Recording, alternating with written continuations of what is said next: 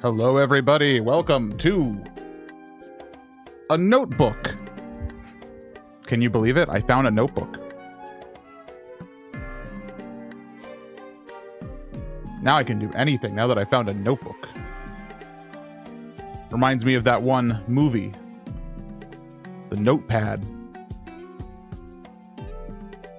Notepad.exe, my favorite movie. Let me know if everything's working all right, because I am I'm really flying by the seat of my pants with this stream setup.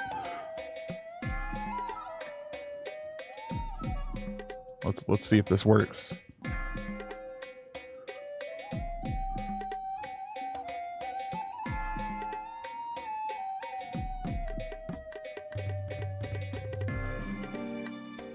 Hell. Oh.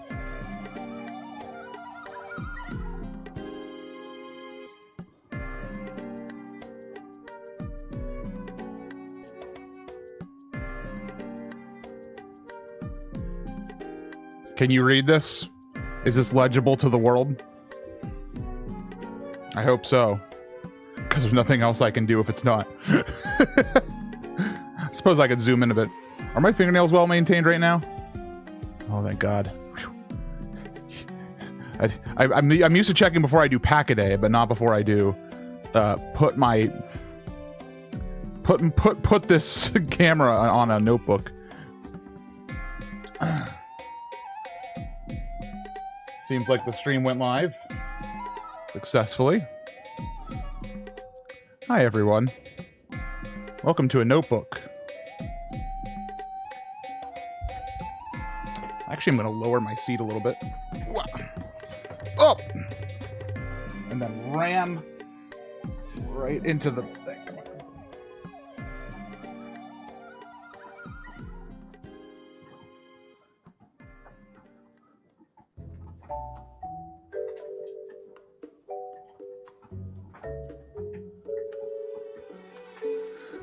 There we go.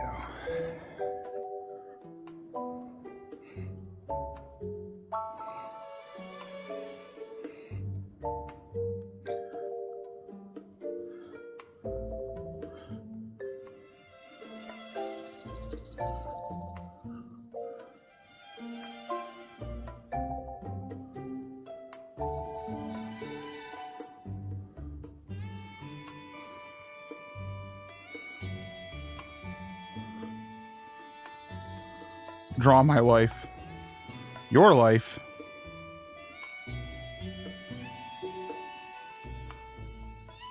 I'll draw my life.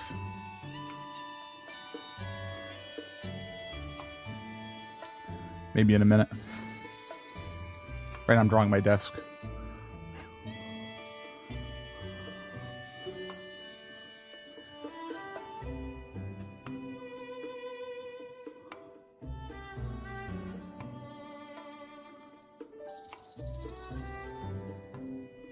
I think I can get this a little bit closer.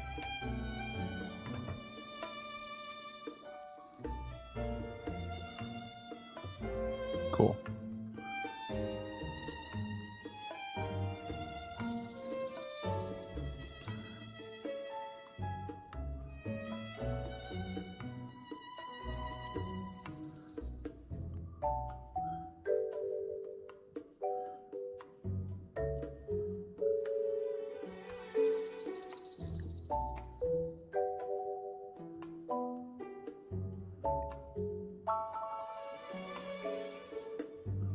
Look, that's what this stream is.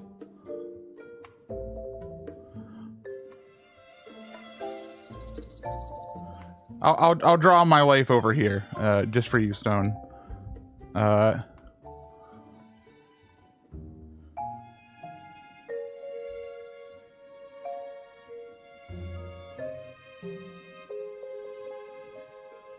There's me as a baby.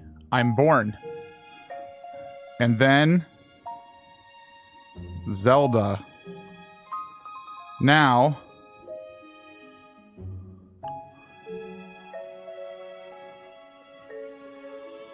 I sleep. There's my wife. Hi, Jay. Hi, Sheikah Zelda. Welcome. What's your favorite color? Okay, now that's a question I can answer. But it's not very good for this medium of I have a pen and paper. Here. Imagine the color purple. That's my favorite color. Hi, Gall. Welcome everybody to the stream. Today's stream is weird. I have this notebook here. I have some things that I might work on, but I'm also here to answer questions that might involve notebooks. Or questions that I can answer using a notebook, like stream tech questions and stuff. What are your favorite and least favorite puzzles in video games? Now, my favorite puzzles, I'm gonna make 2 Zelda rooms here. We're gonna make 2 Zelda rooms, all right? Favorite and least favorite puzzle. Okay, so here's the door on each. I'll draw my favorite first. Okay. I like seeing a locked door on the other side. Locked door over here, okay? And I love when you walk in a room.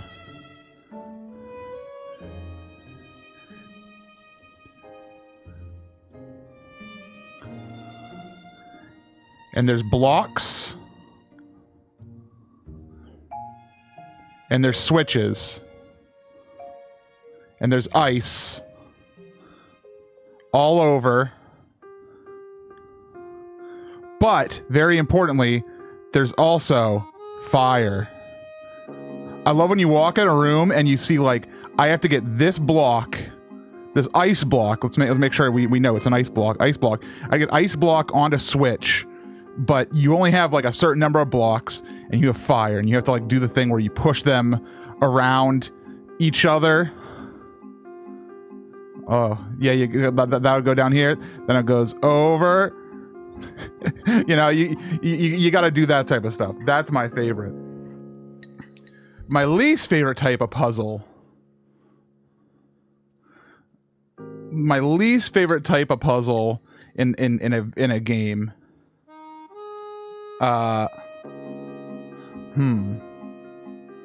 What's my least favorite thing to see when I walk in a Zelda room?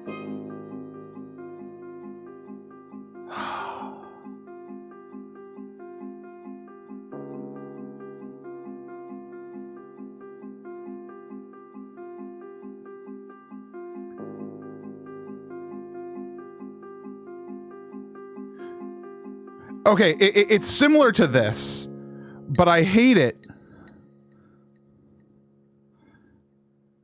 when you have the most basic version of a push puzzle,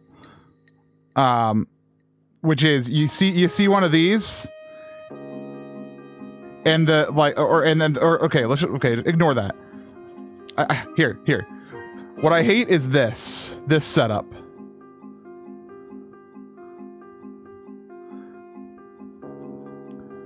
Oh no, what are you going to do? You're not going to move this one forward, and this one right, are you?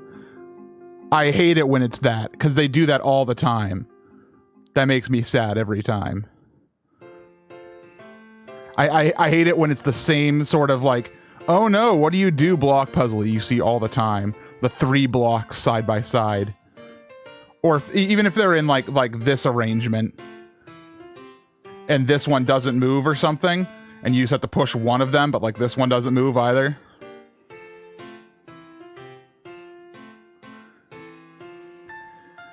Interesting timing of stream. I'm thinking of starting to stream casually. You should. Don't think about it too much. Just go live.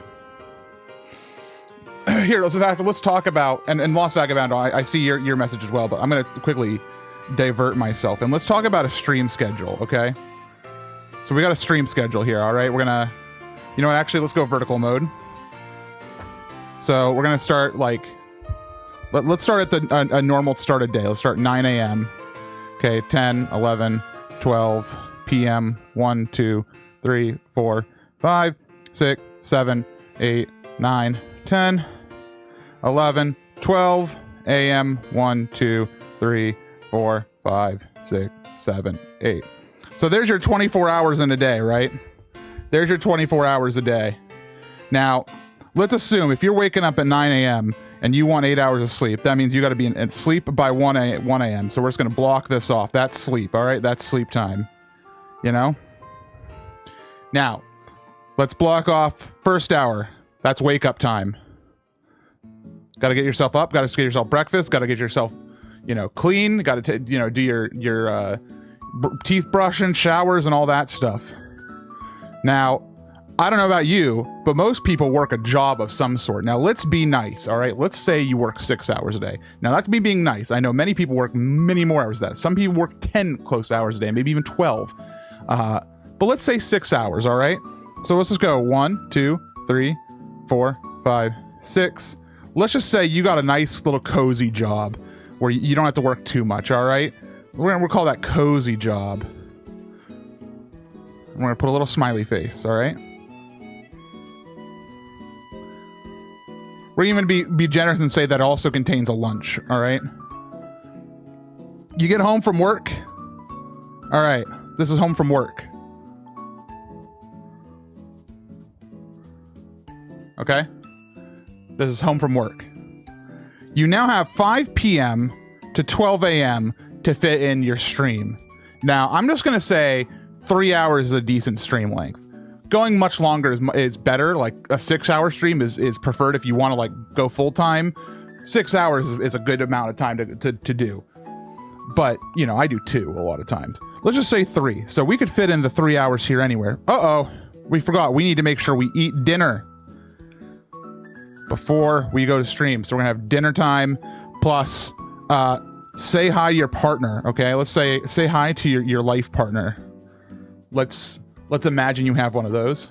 Taylor, I know you do. So I get asked a lot, well, when should I stream? Is it better to stream at 1 a.m.? Is it better to stream at 12 p.m.? Should I look at the category and be like, oh, Ocarina of Time has the most viewers at 1 p.m.? Guess what? That's not what's important in life. What's important is you do this.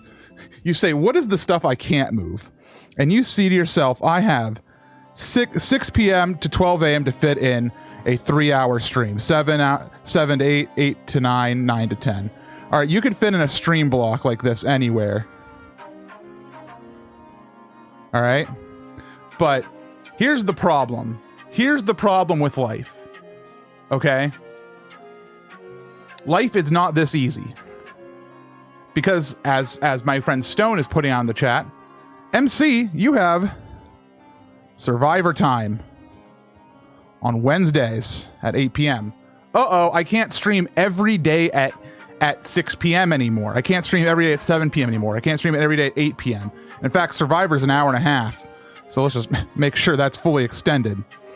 So suddenly, the only time MC can stream on Wednesday is 10 a.m. or 10 p.m. to 1 a.m. Doesn't that kind of suck? Yeah, exercise, cooking, taking care of dogs, laundry once a week, cut in time. Yeah, so if you want to do something where you're every single day, I'm going live at a certain time, you're going to be in a situation like this. What happens when, MC has Survivor on 8 p.m. on Wednesday, but guess what MC also has? Baking show on Friday.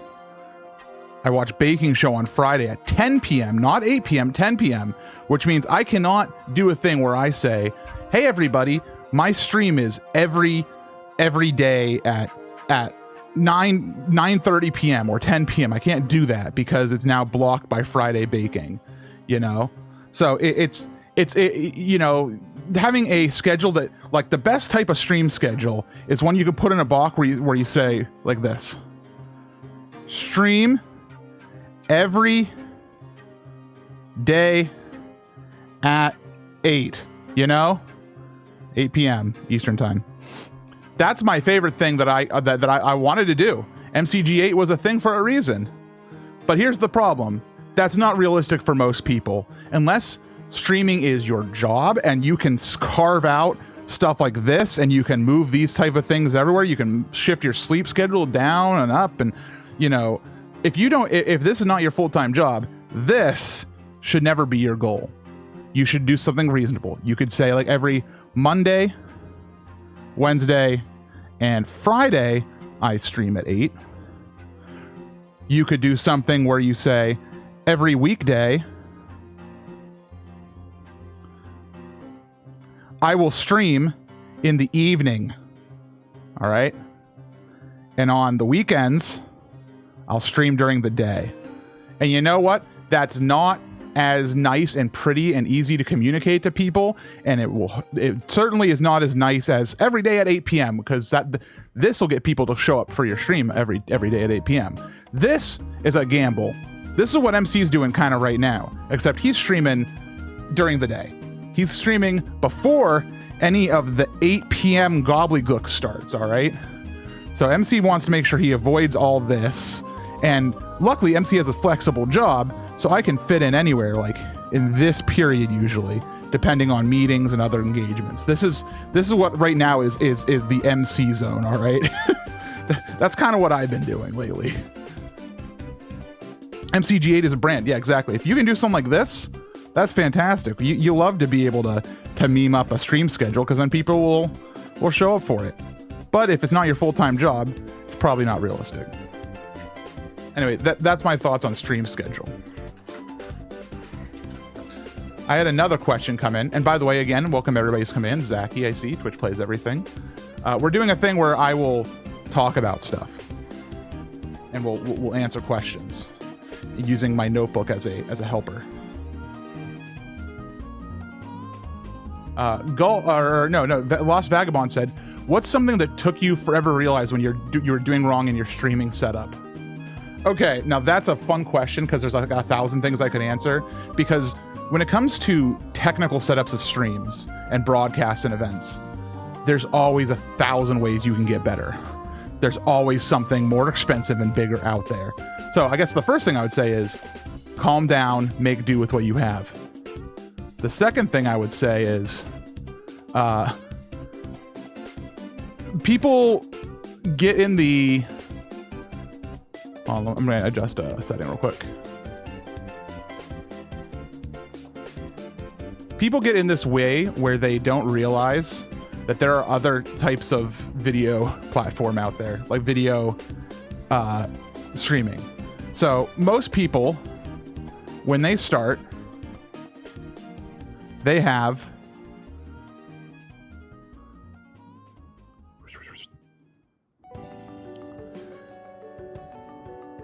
USB webcam. USB webcam is great because that goes right into your computer.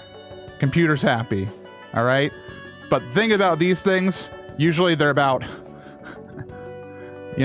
like maybe an inch, an inch by like 3 inches or something. Their sensor sucks. They're made cheaply. They're made in mass. Usually you're getting them for like $40 on Amazon.com. So they usually are trash. So usually what the next thing people do, what they do is to upgrade, is they get a DSLR or something like that, or a camcorder also. I'm going to use a DSLR for this purpose. Or they get a bit better one of these, but let's just say you realize, all right, I'm going to get this beautiful DSLR. This thing costs $500. Let's just say that. And it has a nice $100 lens on it. All right. And I'm going to put it on this desk mount. Okay. We're going to put it on this desk mount that costs, I don't know, 35? Let's say 35. We got a nice deal. C920, my beloved. True. So you get that. But now, how do you get that into computer? Because computer needs to be happy, right? Well, this thing has an HDMI out, all right? HDMI.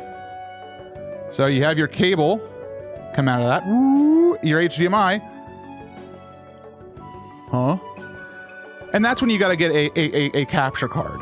So you get like something like an Elgato Cam Link, which is the one that's advertised as being good for cameras, and it's fine. It's a USB 3.1, so USB. Boop. Now we're good. That thing also costs like $99. So your $40 webcam has been upgraded now to $500, $100, $600, $635, and they'll round that to $100. That's like a $735 setup, all right? Okay, but do you trust Elgato? I love Elgato products. Got a lot of them on my desk. All right, so where do you go from there, right? And this is where things get slippery, because the next thing for me, at least, was we got the Black Magic. We got the Black Magic camera. Ooh. And these things, you know, you can get these for your own personal stuff, but I wouldn't recommend it. I would recommend staying here if you're going to go anywhere. But all of a sudden, you're getting yourself a, I don't know, $1,300 camera. You're popping on at least a 250 lens. And man, you can put that on the same mount, but you know what? We're going to spring for the much more expensive Elgato multi-mount. That's 100, was it, what, 150? I'm just guessing. All right.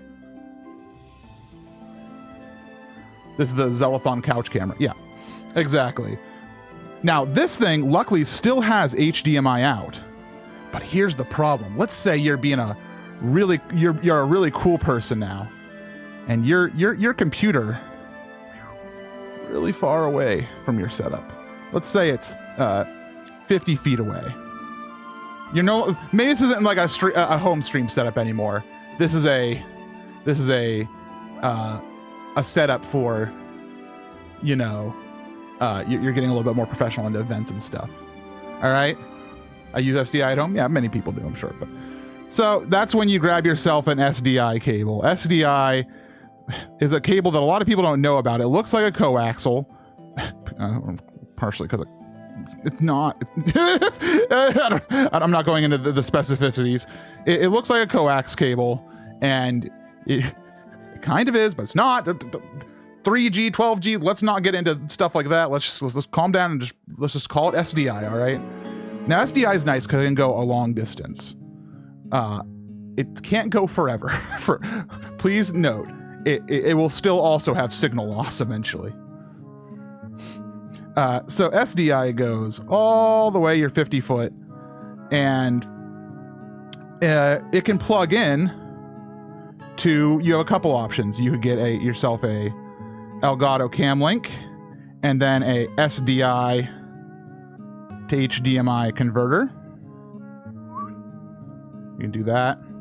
Or you can grab yourself a Deck Link card to put in your computer.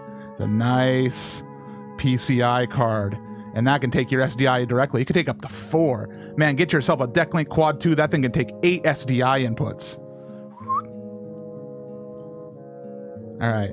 So let's price this out, because that SDI cable, you're not getting that for $5 on Amazon. You're like let's be real. That's a 50 footer. You're gonna spend at least $35 on it, I would say, right? All right. So the SDI to HDMI, I don't know how much they cost right now. I'm gonna put it at a nice 70, and that Elgato Cam Link was still $100. The Deck Link card, though, those are $1,000 if you want the quad, man, right? I don't know how much there are exactly, but this is all estimating. So let's see, how much should we spend on this here? That's $400, $1,700, $2,700. Let's do the most expensive one, $2,700. That's $2,735 if my math is correct. $2,735, and this option is luckily cheaper, so save yourself if you only need one input. And instead, it's going to be $1,735. But then I need to add on 170. 1935. No, yeah, 1905. 1905. So you can see how this happens, right? $40 becomes $735 to $1,900 to $2,700. All right. So the question was from Vagabond, what is the thing that you wish you knew about. Let me reread it. Let me to make sure I got it exactly here. What's something you took forever for you to realize when you were doing wrong in your streaming setup?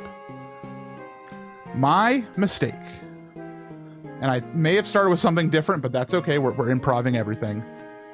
Is that this rat race here, this eternal desire when you're on your $40 camera and you see somebody with a $735 camera and you want that, you're going to do everything you can to get here. And then you're going to do everything you can to get here. And then you're going to do everything to get here. And then you're going to start buying hyperdecks. And then you're going to start buying stream services and ATEMs. And you're going to want more cameras. You're going to want a multi-angle setup. You're going to start doing stuff. And this will happen if you like doing what we do. My lesson that I learned is it's okay.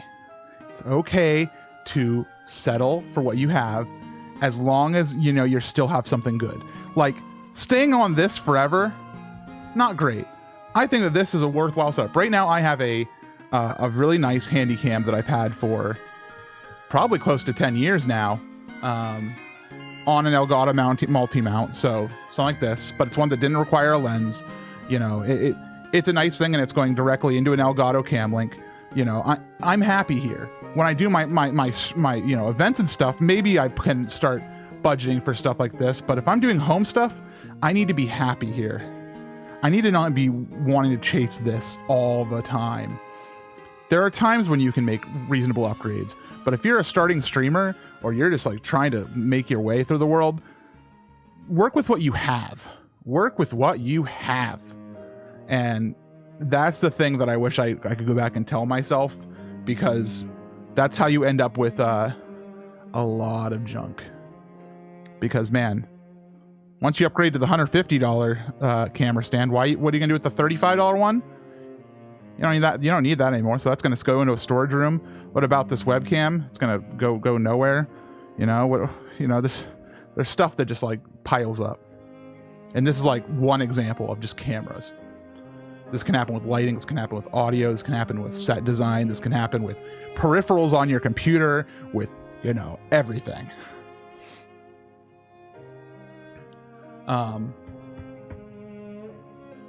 Did I have a thought related to all this? Oh yeah. You want to know what I'm using right now for my camera? This is my phone. Doesn't it look good? This is just my phone. I put my phone on a little grip. It's great. And it's wirely transmitting the videos directly to my MacBook, and I'm streaming from it. You love that. So that's my lesson that I wish I learned early on. Calm down. And also SDI is great, but maybe you don't need it. Let's see. Other questions. Cheesecake or pecan pie? Cheesecake.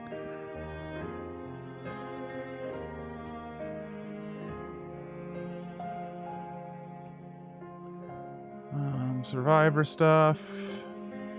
What's your thoughts on an event schedule? How do you go put certain segments in certain spots for like Coliseum for a viewing experience? Okay.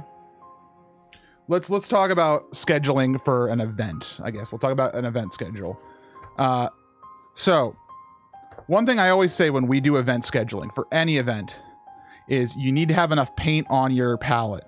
You know, making a schedule is like painting a beautiful painting. So you need people to just throw in whatever. These are all segment ideas they have. They say, I can do Mario for 3 hours. I can do Zelda for 8.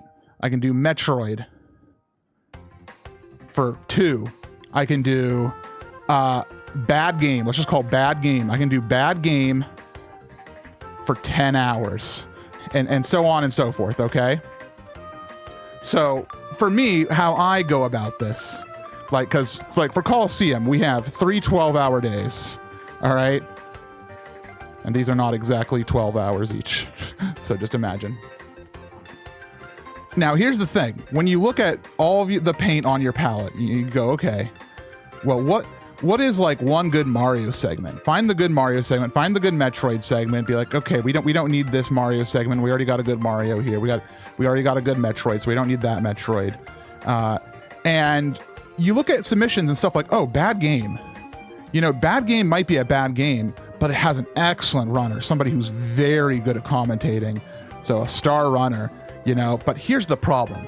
A great runner is awesome. 10 hours of a bad game is bad. So you suggest them, how about we do a 2-hour featurette, you know? And they say, okay. And so you go down the line and you figure out like, okay, we want the karaoke concert. You know, we want, okay, we're going down the line. Yeah, we want to still fit in a crowd control every day. You know, crowd control every day. So you figure out what is the best, what won't fit.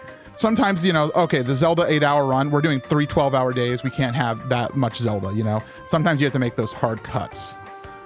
And then what I do personally is I consider that this is 12 p.m. and this is 12 a.m. And you know what people do right in the middle around 6 p.m.? They want to eat food. So very strategically, I put in a segment that that anybody can be in, and it's easy to jump in and out. So that way the segment can start with one set of people, then they can jump out to go eat, and the people who were just finished eating can jump back in. I start with that. And you know what people like to do when they finish eating? Nothing. So that's usually a good spot to put a concert, because the musicians can eat earlier, they can get themselves ready, and they can be ready to do stuff because they haven't eaten. So you put your concerts there. You try to put stuff like a crowd control at a consistent time. So you use that anchor of the dinner time segment right there. So you put in your crowd control every day at like 4 p.m. You put concert in at 8 p.m. Got 4 hours here. Last 2 hours are the all-star segment. That's when you get everybody around. Start a day, you put the easy segment, all right? You put something that requires almost no setup, all right? You put something that's like Mario Kart, you know? Get people in the room, the segment can happen, all right? So now we have a 2 p.m. segment to fill, and we have, that'd be a 10 p.m. segment. Oh, that one's, that's filled. You just have a 2 p.m. segment to fill now, right? Yeah, 12 to 2 to 4 to 6 to 8 to 10 to, you know? I mean, maybe we can still fit in a game show. Maybe we can still fit in, you know, okay, let's put that Metroid in here, you know? Like, you can start with a hook. Start with something that you want to be consistent, and then build around it is how I usually like to work. Jiggy wants to collaborate. I don't know what that means. I don't know how to use Twitch. I'm gonna hit accept, but I don't know what it does.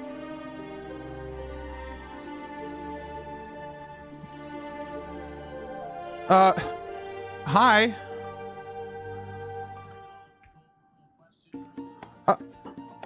Okay, but hold on. I don't know if your stream should be able to hear the call if you're capturing desktop audio. Well, I sure ain't, man.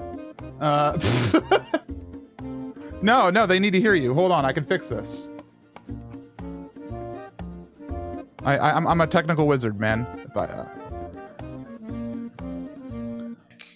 Thing. How do I share my? How do I share my? Oh, there it is. Bam. All right, my chat is now your chat. Everyone say hi to Super MC Gamer's chat right now. Okay, they should be able to hear you, I think. Okay, well, my chat is now your chat. Okay, hi. Isn't this cool? I actually love if I was prepared for it, yes. No, that's the point. The point is you're not supposed to be prepared. You're prepared by just saying hello. You know, like that's the. I mean, I need the people at home to be able to hear you. Oh, can they hear me now? Yeah. Oh, okay. My technical question for your answering my stream technical questions is, why is it that Google will not allow webcam access anymore? Like what? Like, do you see my frame rate? Yeah. Yeah. Chromium has decided that this is what my life is. It's not a bitrate issue. It is it is for some reason Google is just not allowing it.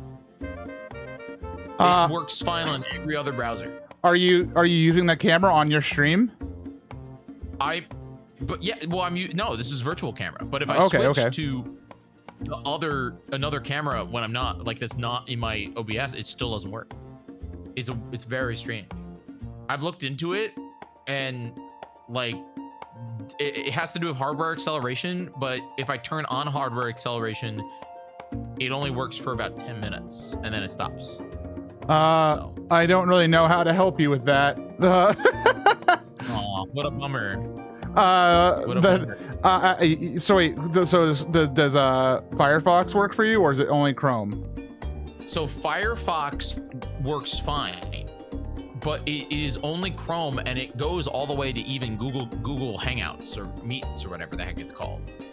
It's legitimately just the processor.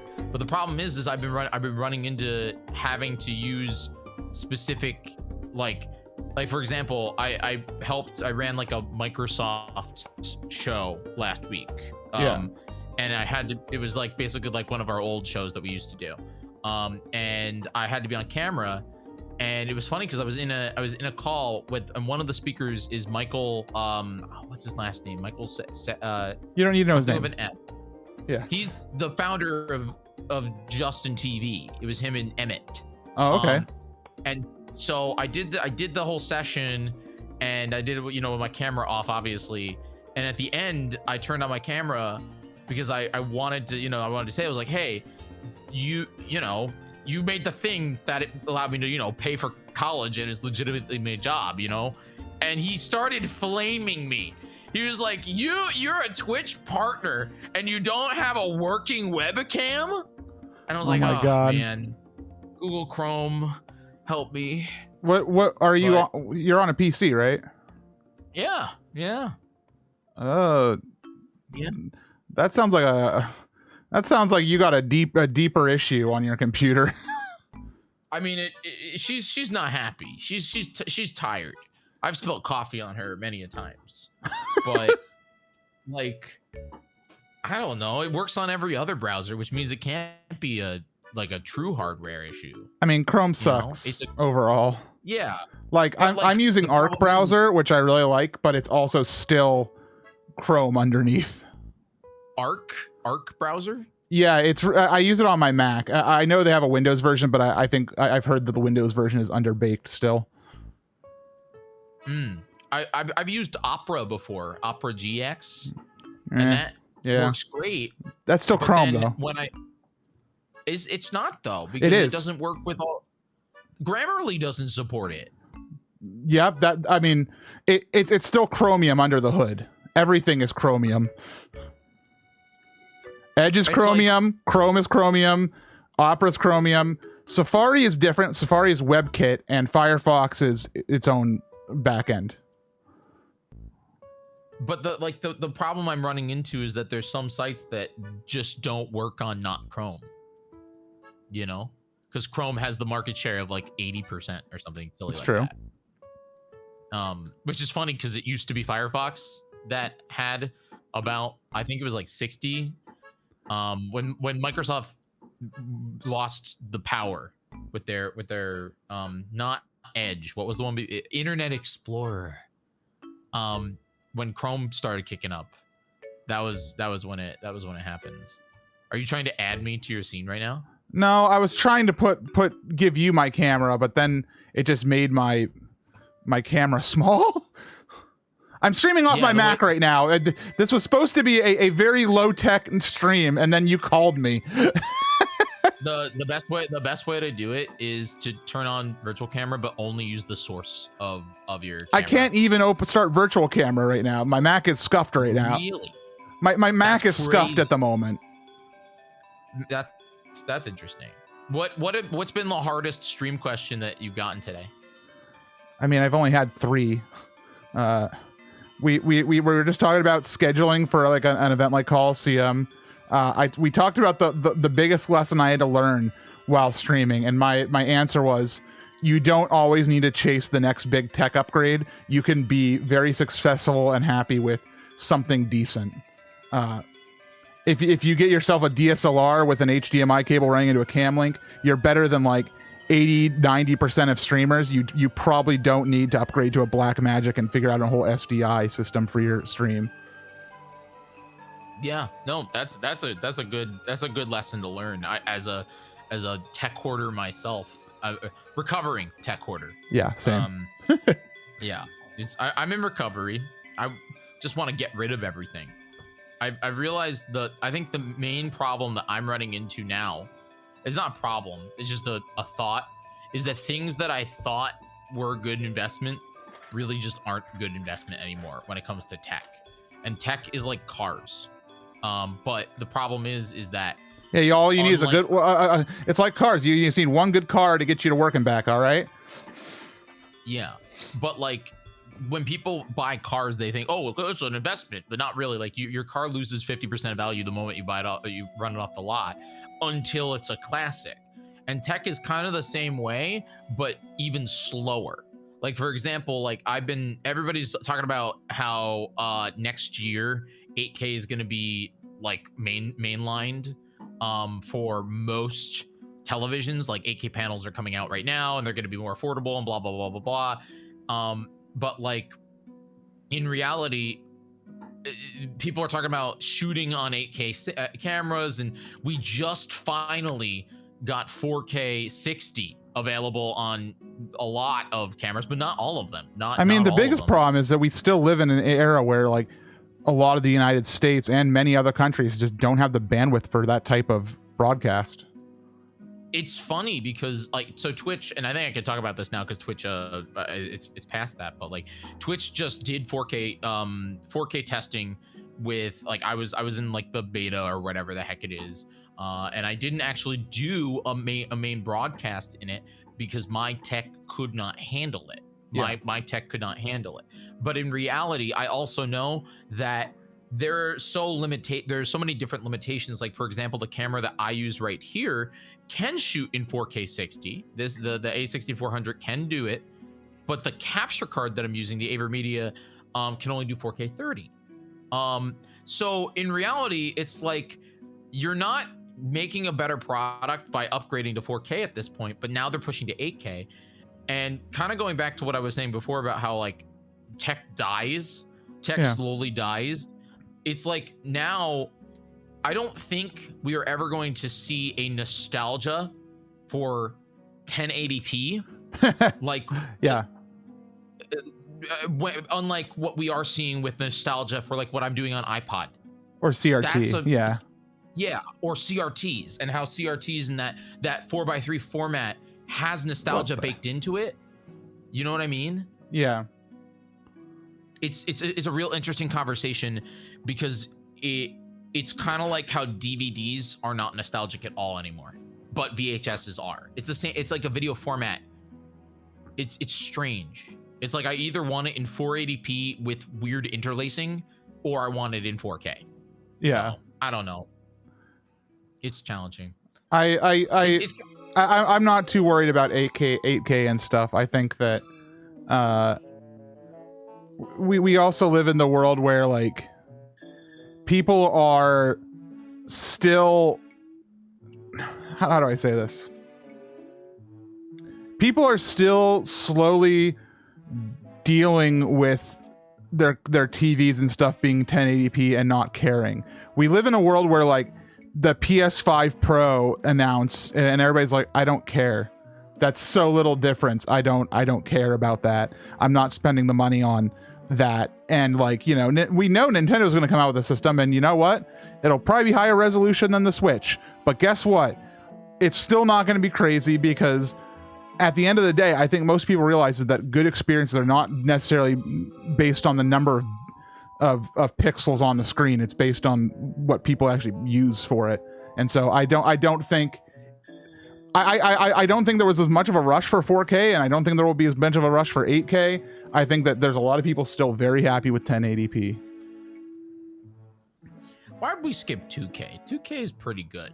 I like 2K. I have a 2K monitor. It runs great. I don't know. It's an interesting thing because I agree with you. I think the PS5 Pro is a great example of that, or the iPhone 16. Shasto said in chat, like it's so interesting how now the differences are so minimal that now companies are taking the Nintendo approach, where they're trying to make things that have longevity, but then they're also talking about things that are more memorable. It's a fight for what's memorable, not what's impressive anymore. Yeah. And it's funny because iPhone did that with the dynamic island, right? That was their big bit. The thing that's on like the hey, there's no more notch. Now there's a dynamic island.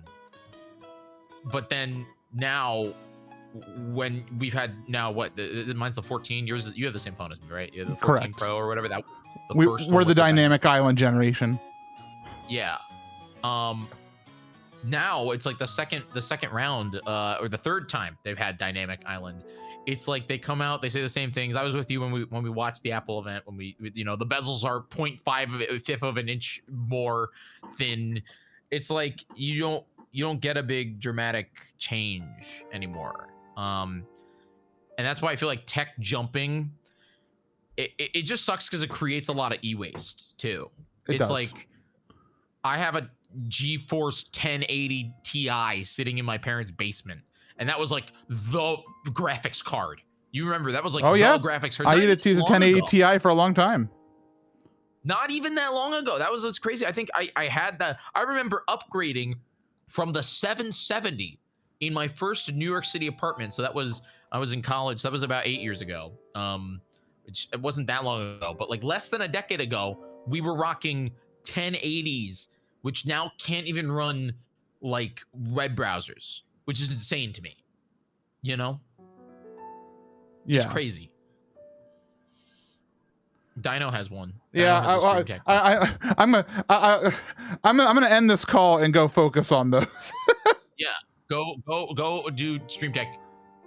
Thank you for helping me learn about this. Learn about what? Stream Tech Twitch call. Oh, the knocking feature? Yeah. Yeah, it's my favorite thing ever. It's great, except it doesn't work because my camera runs at 480p. Yeah, that's a problem. Yeah. Anyway, bye. Bye. Okay. Does my chat go back to normal now? Or are we just here forever now? Or are we gonna be I think we're back to normal. Okay. I'm sorry. I don't know anything that's going on here.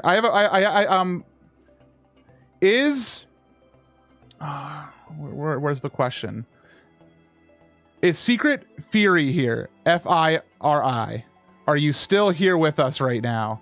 Because I have a question that you asked and I saved it.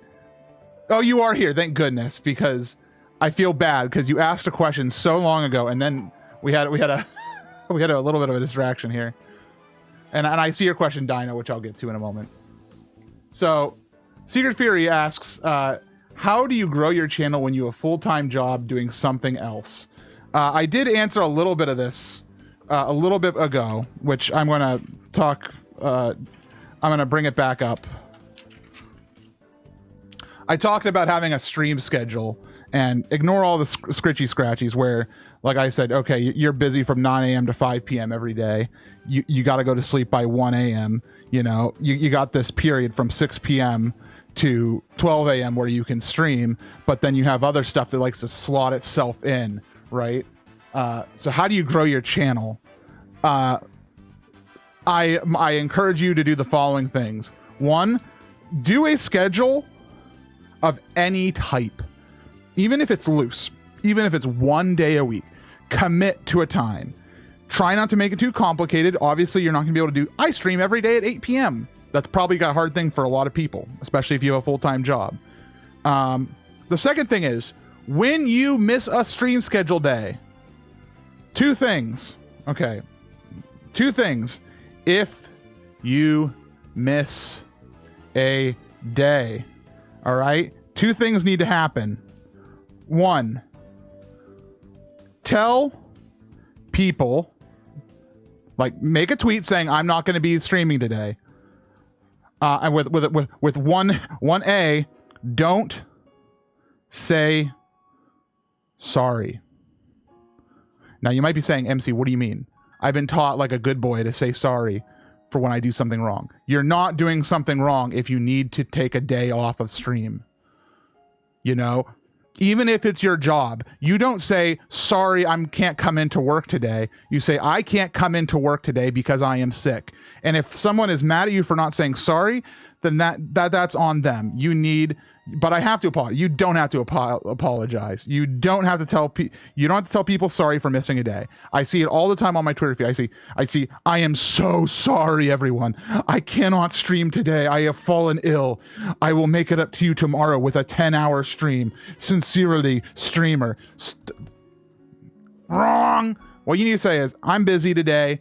I'm not feeling great today. I'll catch y'all tomorrow, all right? Thanks. You don't need to say sorry. You don't owe anything to anybody. If you miss a day, tell people. 2, don't let it consume you. In the same vein as this monstrosity of a message that you might want to send, if you miss a day, guess what? It's fine. It's fine. Get back on the horse.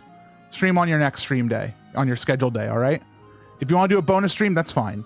But, you know, if you let it like you miss one day, don't make it 2 days. Don't make it 3 days, because it's easy. It's like, oh, well, I already missed one day. I'll miss another. Look what happened to me this weekend. I missed on my Saturday stream because I wasn't feeling well. I didn't say sorry. I told the people. And you know what? On Sunday, I made this mistake. I let it consume me, and I said, you know what? I already didn't stream yesterday, and I did not even do number 1. Sunday, I did not follow this rule. I did not tell people that I was going to take another day off, because I let it consume me, and I said, you know what? I already took off yesterday. It doesn't matter if I take off another day. Because that's how you get MC not streaming for multiple calendar months. That's how you get that to happen, you know? So, when it comes to a schedule, get a schedule. If you miss a day, tell people, don't say sorry, and don't let it consume you. Get back on the horse. That's my number 1 recommendation for how do you grow a channel when you have a full-time job. Even if it's 2 hours, even if it's 3 hours, you don't need to do 6-7 hour streams. And then there's one other big thing that I'm going to bring up for how to grow your stream, all right? And everybody knows this, but it's also hard.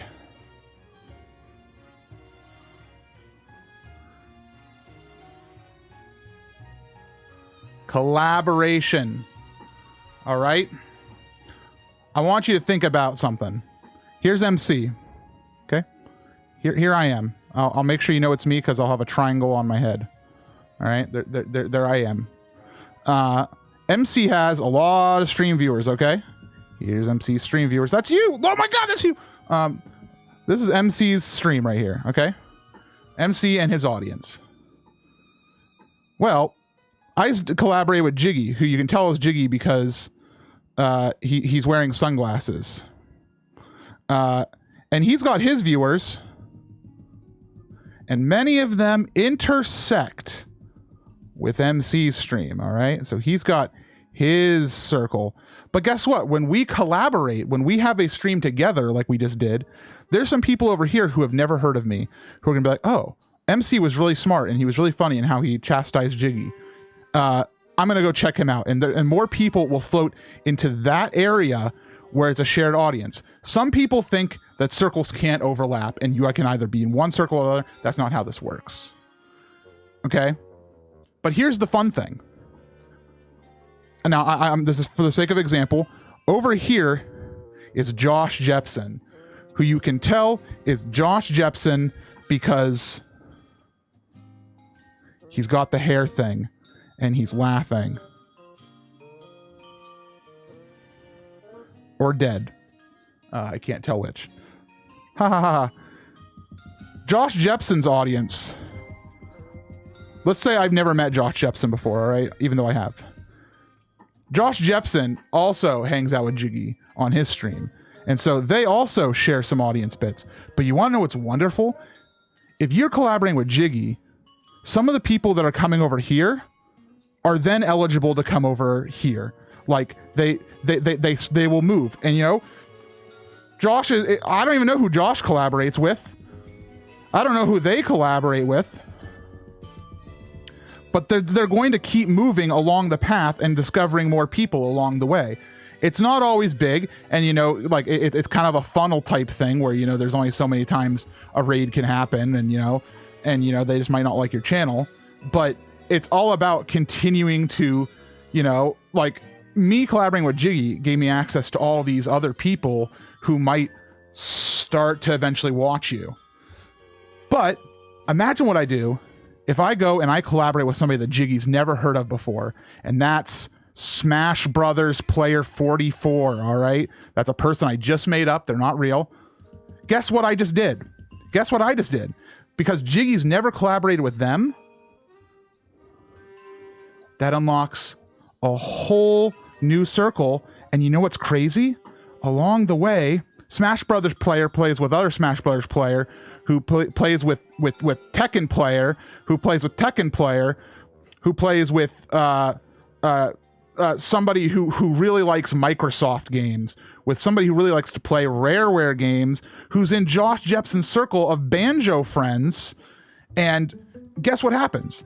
This person who's over here watching this stream, they are now like 5 chains away from me every time. Guess what happens? If they somehow filter through this system, they might have also seen me through this way. And so they now have multiple streamers vouching for me. And, just continue doing that. You don't need to collaborate with every single person along the way.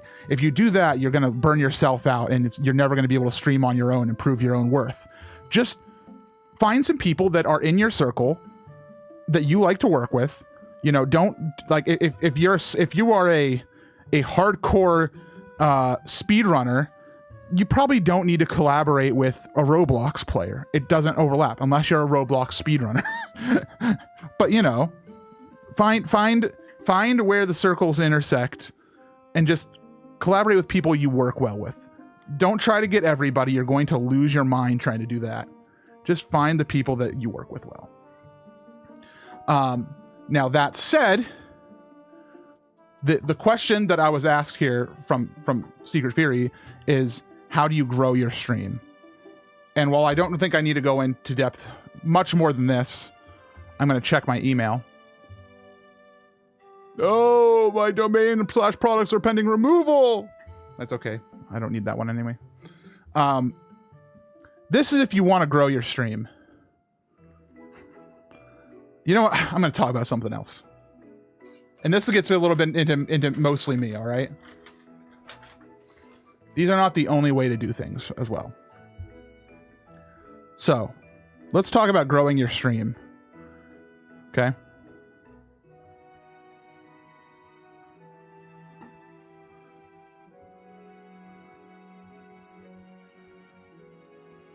The first question I want, if you're a streamer and you're out here,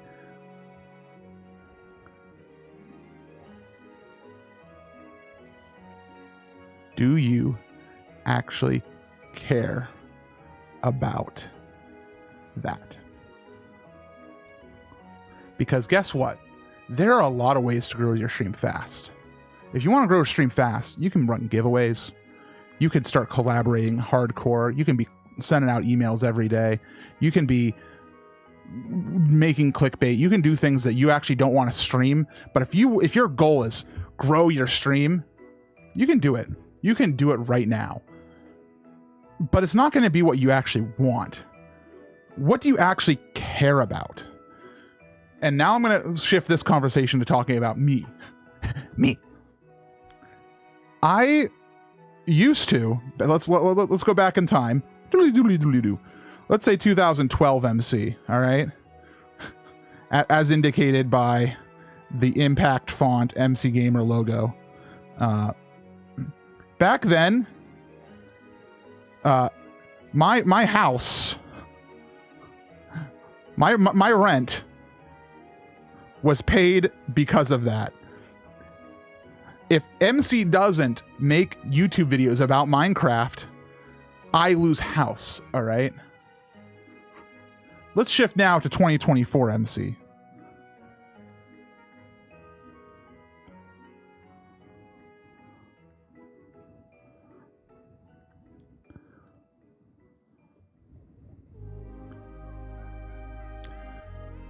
If MC doesn't stream, it's fine because MC has a job, and job pays for the house. You know what's really nice? When MC streams, sometimes he does get an extra little dollar. He gets an extra little dollar in the pocket. You know what MC can do with that? I don't know.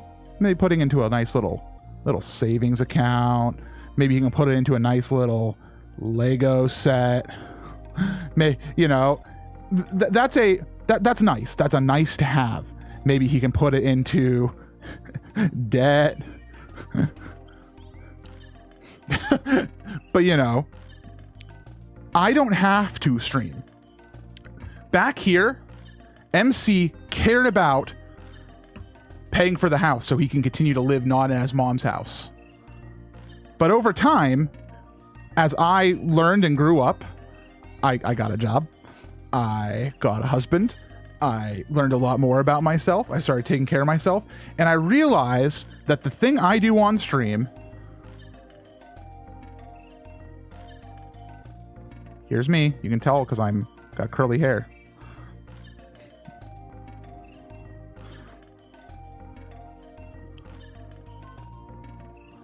It's a little bit of a meta situation, I understand. Look, I'm playing Zelda. Wow, it's Wind Waker. Me playing games back in the day, I was having fun back here. This was fun here, and MC's having fun now. But somewhere along the way in that journey, the fun went away. Fun went... Ooh. And I realized that it was because I realized that if I don't keep growing, if I don't keep hustling, that I could lose house or something could happen to me. So over time, I got a job and I transitioned that away. So now my job on stream is to have fun. And I'm doing this stream right now. This stream, like, if you went and told like the meta, if you told the meta of Twitch that my stream today was going to be sitting in front of a webcam with a notebook, they'd say that's bad. You should be streaming an Ocarina of Time randomizer. You should stream for at least 6 hours. You should have ads turned on 3 minutes an hour. You should make sure that you're always making new emotes. You're promoting them. You should have a subathon next month. You should have merch that you're hawking every single second of every day. You should be releasing 8 YouTube shorts, 3 TikToks, and 2 Instagram reels. You should be calling up famous streamers like Ludwig and doing funny stunts with their videos so you can get attention on your stream. That's for people who care about that. And if you want to grow your stream because you're having fun and you like showing off playing a game or doing something goofy, then your goals of growing your stream are different. For me, I'm not here to grow my stream. I'm here to grow the fun. That's what MC's here for.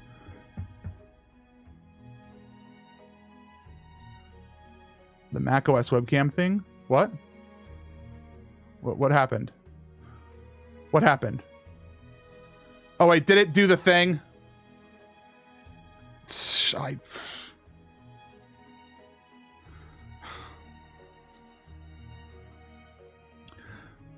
So this is a very roundabout way of saying, if you want to grow your stream, there are very distinct ways to do that. And some of them are not that like in the way, you could very easily, get on a schedule. You could very easily collaborate with others. Those are things that can be really good for your stream and fun. But if you want things to go well, the first priority is taking care of yourself. And so have fun. Have fun. Do whatever makes you happy. Guess what? If you're streaming, I don't know. What's the most boring game I can think of? You're streaming Minesweeper. Guess what? People are not going to watch you play Minesweeper. People aren't interested in that. But what if you're having a lot of fun with Minesweeper? What if you're really funny? What if you're a good commentator? People will watch Northern Lion play anything. Do you know why? Because they're not there to watch him play Balatro. Maybe they are, like me. But they're there because they know that Northern Lion is a funny guy and will you know, banter. Yeah, exactly, banter. So it's not necessarily about what you stream. It's, are you having fun? Is it something that you can do for a good while? And so that's why I play Balatro some days. That's why some days I don't play anything, and instead I pull out my notebook now, apparently. Solitaire stream win. I dropped a light on my foot last time I tried to play Solitaire on stream. I'm not doing it. I'm scared of it. But every hobby must be a hustle. /s. Yeah, that's the thing. Streamers who maximize the ways they can cash in on me as a viewer has gone tiring. I tend to still stick to chill chats these days. Yeah, exactly. And like I have ads disabled on my channel. Do you know why? Because you know how many times I tune into a stream and I get hit with 3 minutes of ads? I'm like, man, I just wanted to say hello. I'm out of there, man. I'm out of there personally. I was watching a broadcast. I don't want to reveal which, but like a 3-minute ad started. 3 minutes of ads started. And I watched their viewer count go from 500 to 280. And I was like, wow. People are out of there. Ads are fine, but streamer asks for subs bits every 5 minutes and pushing fighter and sponsorships all the time is like, bro. Yeah, I personally don't like ads. I personally think that ads are disruptive to a stream experience. And if your goal is growing your stream and your stream is also your wallet, then yeah, ads. Woohoo, ads are nice. We like ads, but I'm not doing that.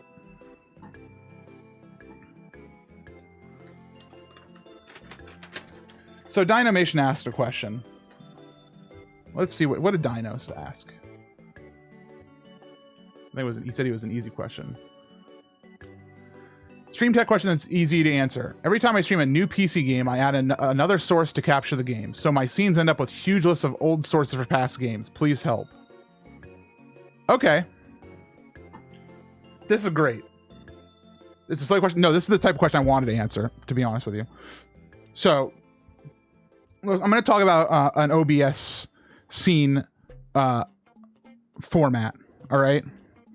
So let's say this is our OBS scene, and we have, you know, we'll keep it simple. We'll have our webcam here, and we'll have the game here. All right. That's what we want our stream to look like. All right. Thank you, MC. I feel better about approaching this one more. Yeah, of course. Ask me more complicated questions too. I like specific questions as well. It's just kind of broad subjects. So what's happening to Dino is he puts in on this scene. He puts in Balatro. He puts in Halo. He puts in LA Noire. He puts in Doki Doki Literature Club. All right.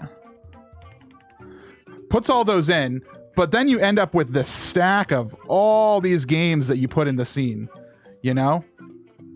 Here's what I do. Second scene. This scene I call bracket game end bracket. And this is where I want my game source to be. So I put my game source in there. I put a single. What I usually do is I have three sources in here. I have a game capture. I have my cap card. And I have my Firefox capture if I'm doing something else. Okay?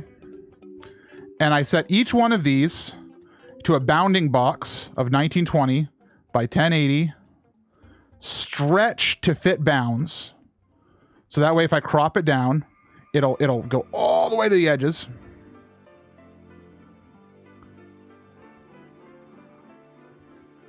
And I just use studio mode. Like, let's say I'm playing Balatro and I want to switch to Halo. I switch into studio mode. I go to the game capture and I change the source from Balatro to Halo. You know? I have a content scene for my active game, but that's the one that ton of sources now. At least 2 of the capture card and at least 2 of a general desktop. Why do you have that many? 36 different sources. Just change the thing. Like there's a little thing. Different crops.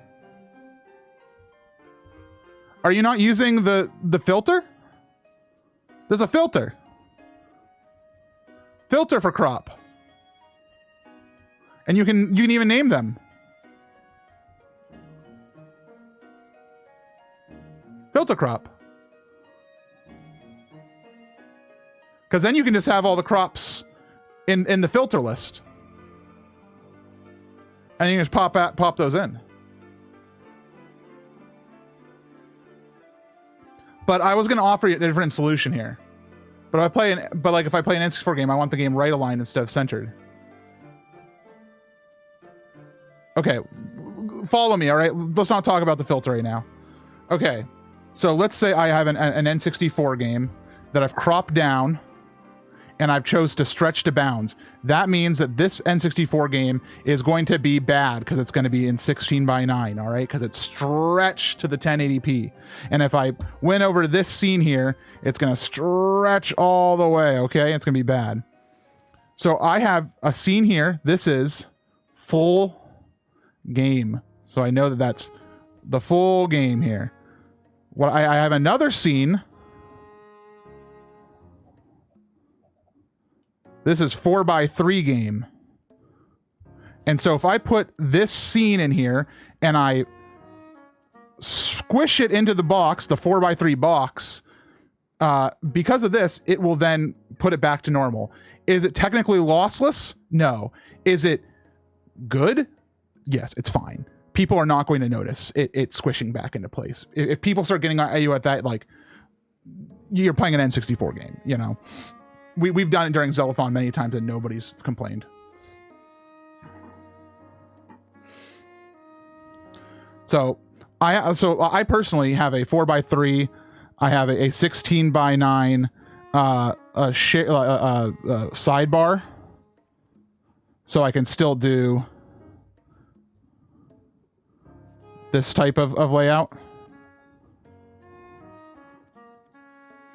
So instead of having a bunch of so in your specific scenario, I would recommend putting a filter on a single source in one of these, you know, a filter on each of these, and name those filters per game, and then have the scenes per game as well.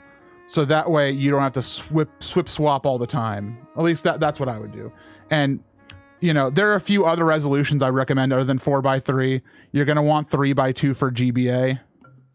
And you're going to want, it's like 1.15 by 1 is Game Boy. It's something close to that. I forget what it is.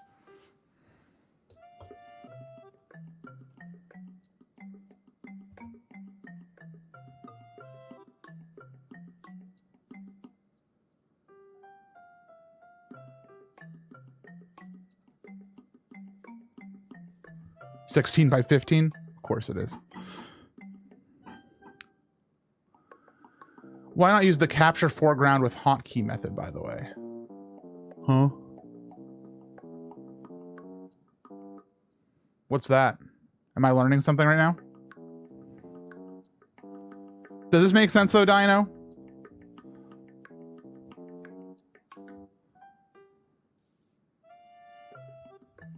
Could you instead leave the cropping to the 4:3 scene and leave it uncropped in the main game? Yeah. Yeah. You do that. You can set a source to capture the game you're playing with a hotkey combo. Oh.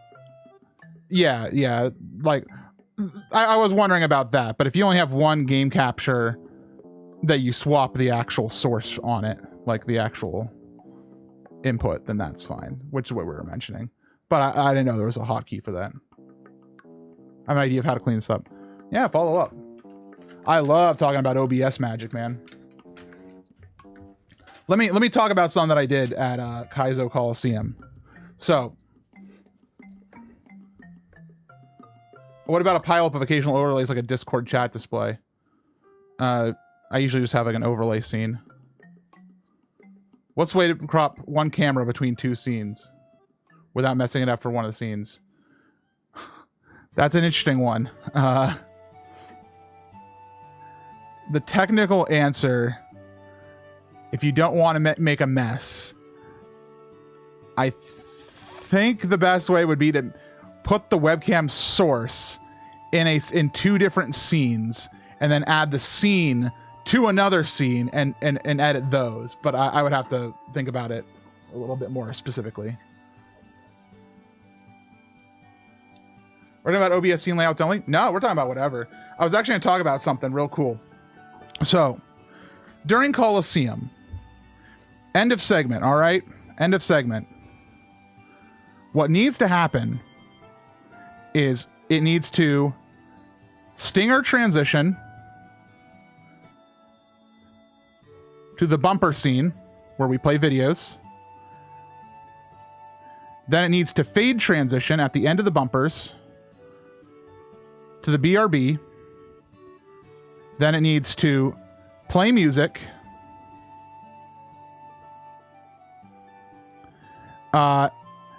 And also it needs to cycle the recording.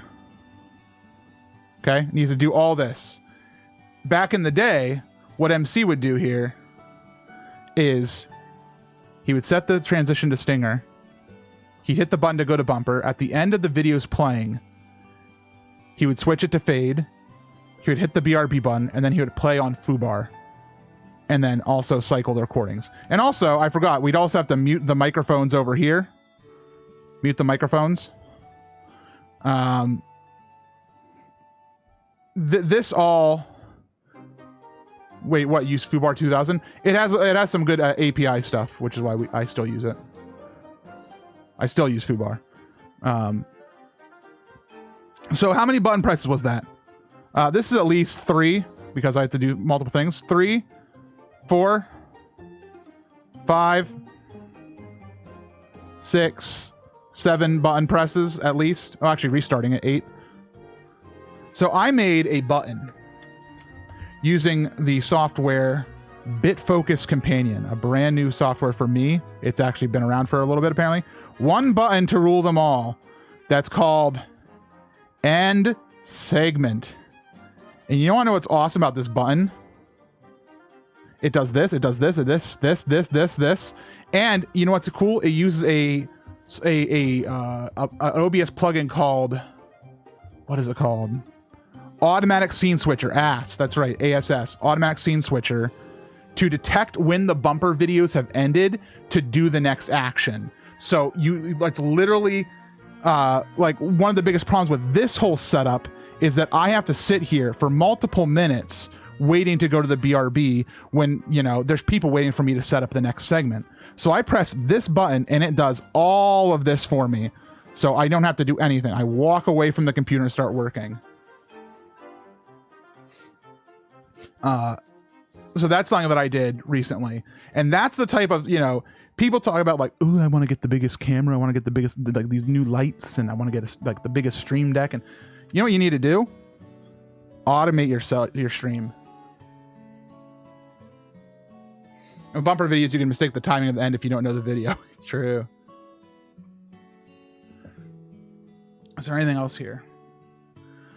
I just got a stream deck recently and I'm figuring out what I do enough to need a button. What's on your stream deck? So I can't show it because it's too far away. But for my stream deck, I have a folder for adjusting my lights in my room. I have a folder for controlling live split, and I have a folder for OBS.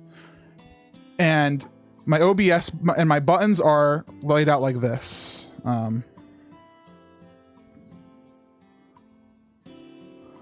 Making too many columns probably, but that's okay. So I have, okay, this is the up folder button. I have 16:9 record, 16:9 quick transition, 16:9 fade transition, and then I have the same things for 4:3. I have the same thing for camera, and I have the same thing for camera with background music. And these buttons act like this end segment button where they do everything for me. They unmute my microphone, they start playing music, they do the correct transition, they time things out, the record button actually will start the segment and hit the record button for me. I have a soft mute button, which will lower my the audio of my microphone volume slowly rather than just cutting it out. I have a BRB quick and a BRB fade. I have a button for starting my entire stream setup. This opens up OBS, FooBar, gets me on the right scene and makes sure all the mutes are set correctly. I have a recording hold button. You must hold it to turn off the recording. I have another folder just with my FooBar controls for controlling music. I have a clip button, which makes a clip on my stream. And then I have another folder up here that's just called ending, where I have my inside, I have my 2 ending stuff. But because those buttons are so sensitive that when they are pressed, they will do everything to end the stream and there's no stopping it. I put it in a folder to protect it. So that's what's on my Stream Deck currently. There's a lot more I could do, but this is recently made because of my learning of the technology of the end segment button that I did. There's still more to go. And there's a lot more stuff you can do with a Stream Deck that does not involve streaming, but that's just what I use. Is there a way to make a button disable and re-enable a capture source in OBS? Disable and re-enable? I don't think so. I don't know about disable, re-enable. I know hide and unhide, and I think that there might be a setting to re-enable a source based on its visibility, but I'm not 100% sure.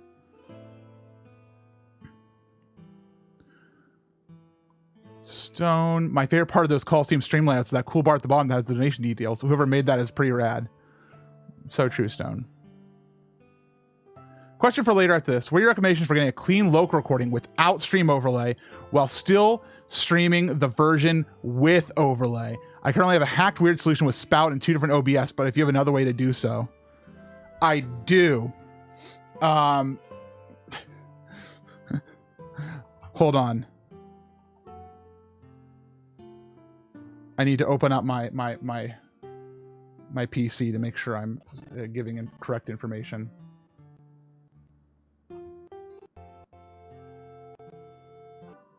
Oh, it's starting outro on that screen. Start.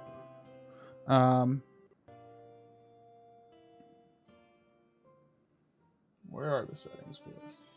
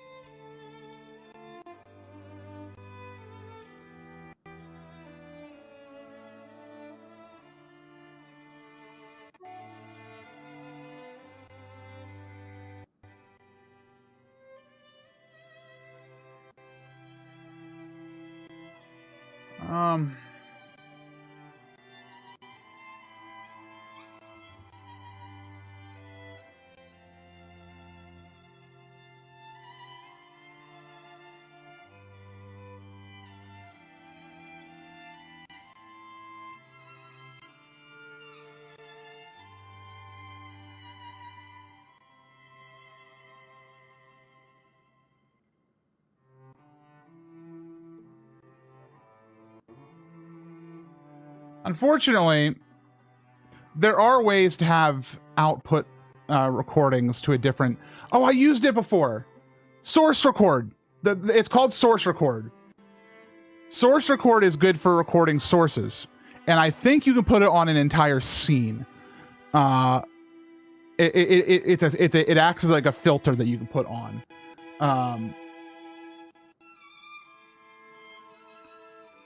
The local recording still needs to have recording in multiple audio channels.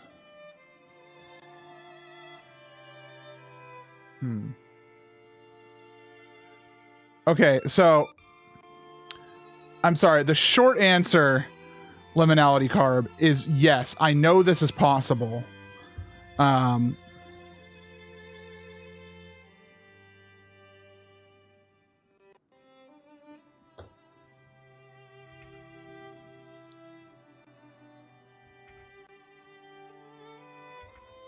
At least it didn't when I tried 3 years ago. Yeah, what I'm...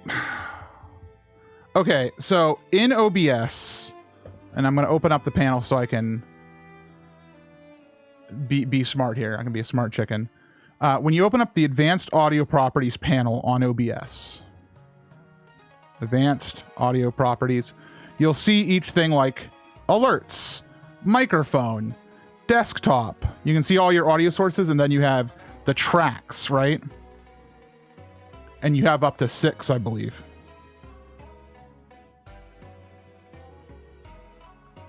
What I would recommend is keeping in mind stereo is your recording. Let's say recording is 1 and 2. All right. So I want my microphone and my desktop and my friends, my Discord friends. I want them on the recording. Alerts I'm going to put on channel 3. Okay. So these will not get put, so the alerts will not get put in that audio recording. All right. And so that's fine, because then when you go into the stream settings, you can select which audio channels you want. You can say, I want 1, 2, and 3. So it'll get all your audio channels. All right.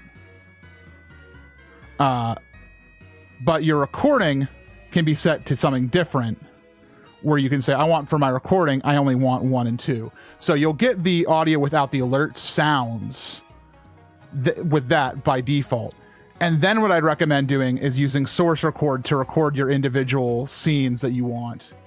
Let me make sure I'm reading this correctly here.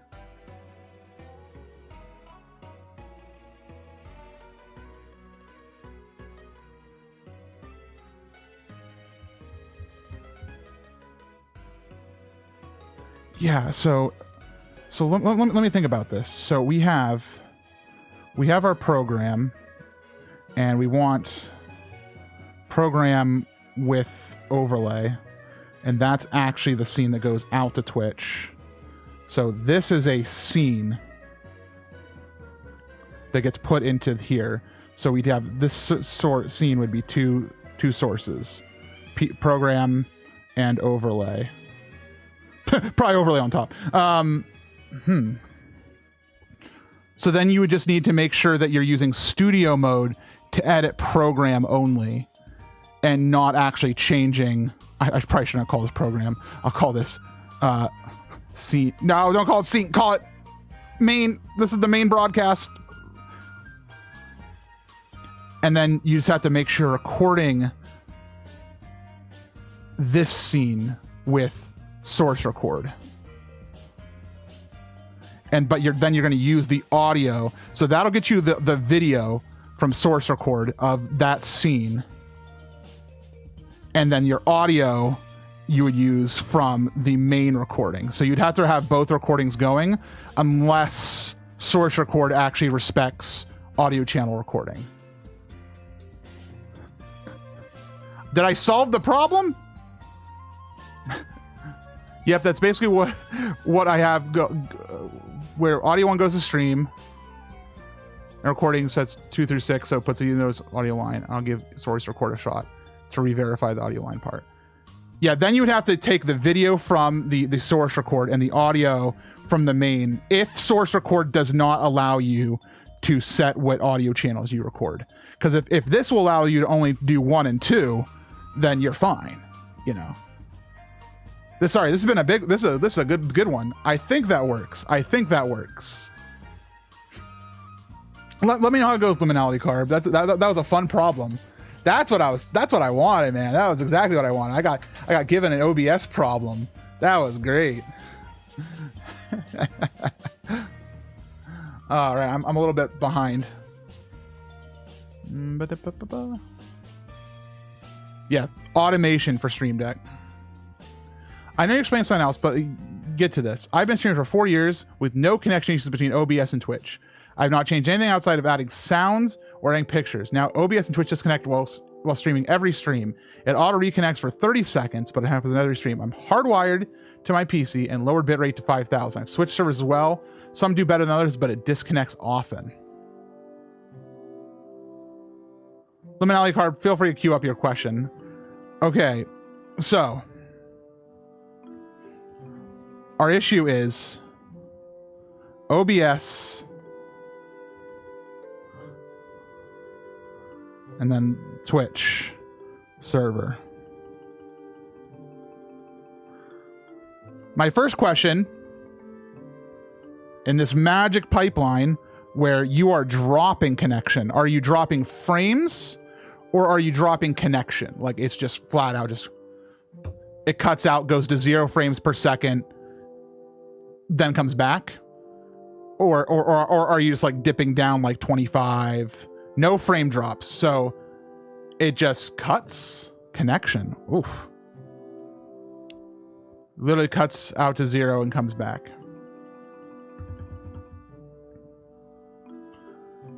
What's your internet speed?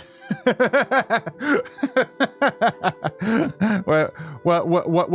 are you on? Cable internet? Are you on DSL? Are we on fiber? What are we on?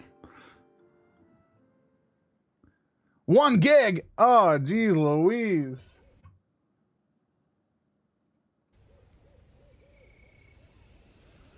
On Fios. Oh, gee. Okay. So we're not a connection speed problem. Have you tried Twitch Inspector? I haven't. Just says, yeah, stream broke. Have you considered your OBS is haunted? Yeah. So what I would, that's actually a fair question. My next thing I would ask Base Windu is, have you on a separate computer downloaded OBS with a test pattern loaded on it and streamed? I uninstalled OBS and reinstalled a clean copy. All right. But have you tried a separate computer? Something completely different. Let's we're like, forget about that computer right now, because that computer broke. Let's try a different computer. Have you tried that?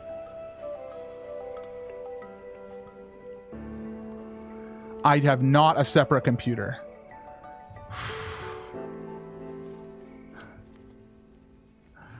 Then you're really in a pickle there, because that'd be my first test to see if it's like you have something wrong with your computer. They did say they tried different Twitch ingest. Yeah, even a mobile device. Yeah, if you're on Fios, like I would try streaming from a phone to a dud Twitch channel. Like, see if, and make sure you're connected to your Wi-Fi. See if there's something wrong with the router. The router might be like, oh, you have a bandwidth limit. You might, like, I'd be trying, making sure to do pings, like with IP config, command prompt, blah, blah, blah, ping the Twitch servers. I have a second computer to try. I streamed from an iPad and it worked perfectly. All right, then you've narrowed it down to not the router, probably. It's probably your computer. And unfortunately with a computer, if you've uninstalled and reinstalled OBS, you're starting to get into a pickle where if you're on Windows, you might be encountering what I like to call Windows. Sometimes Windows do be like that. I haven't tried pinging Twitch servers directly. I'm not sure how to do that. What I would recommend you do, Base Windu, look up like how to ping Twitch ingest servers. You're going to be opening up a command prompt, and you're going to be using the ping command and putting in like probably like some Amazon address and trying that. And there's some additional commands that you might get recommended on the internet, but I would just try that there. I don't know. Unfortunately, that's a situation where I would recommend checking your personal connection to Twitch on that computer, and other than that, reinstalling Windows or making sure you have your up-to-date Ethernet drivers. That's another thing. Make sure your BIOS is up to date. Normal computer maintenance stuff. Yeah, -T when running ping. Correct. -T. I'll queue up a mini head out before you answer.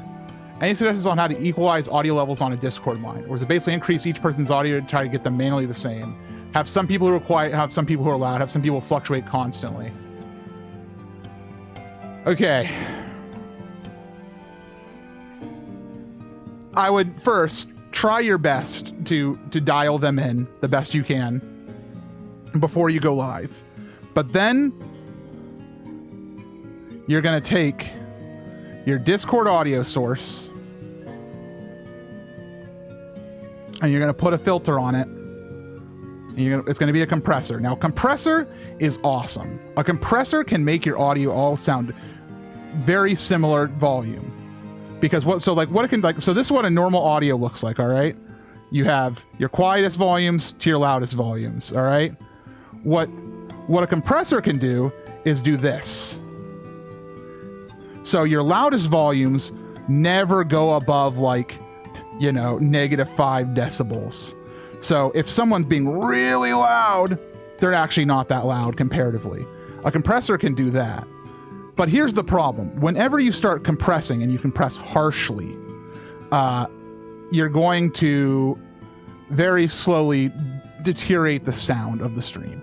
Like it will sound worse because you are quite literally compressing the audio. You're losing a little bit of that. But a compressor can be good for a Discord call, especially. Especially if you can put it on the entire Discord source as one. So unfortunately, the Discord audio filter does not actually give you a graph like this that you'd want. So you're gonna have to play around with the settings and do a little bit of research into what a compressor settings are. There's usually a threshold. There's the attack, release. There's the post gain. And then there's one more that's really important. What's it called? The ratio. Thank you. So the ratio is literally a ratio. I have mine set to 3.5 to 1, which basically what my audio compressor would look like is like this. It lets my volume be pretty dynamic all the way up until I get my loudest, and then if I get really loud, it won't actually start clipping because it flattens it out for me.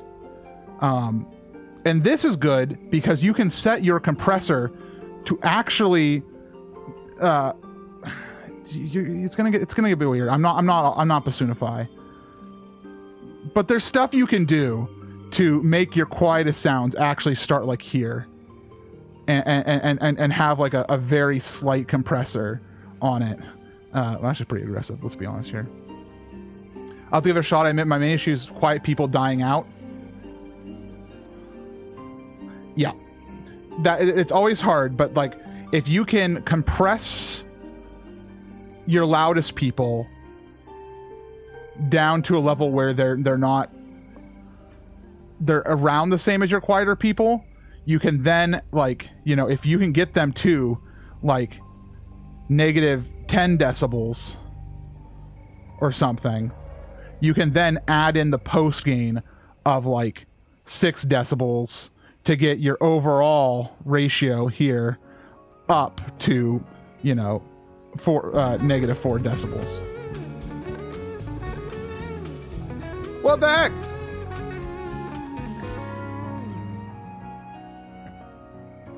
Thanks for all the help today, Liminality Carb.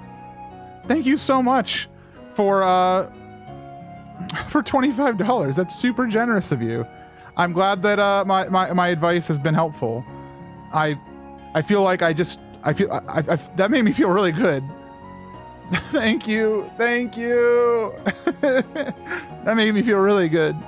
I feel smart. I feel like my advice helped. I really appreciate that. Yeah, I would. I know you got to go Liminality Card, but yeah, try out the audio compressor. You're gonna have to look up some videos on it. If you're looking for a specific YouTuber who talks a little bit about stuff like this, Kettner Creative is a very good guy for doing basics. A lot of his videos are like, you got an SM7B, what do you do with it? and he's very, very calm and straightforward. So, look, I need to follow up some point, as I said a few weeks ago, about taking advantage of that stream help thing. I feel bad for getting advice without joining for that. You're wonderful. Thank you. But yeah, look up Kettner Creative.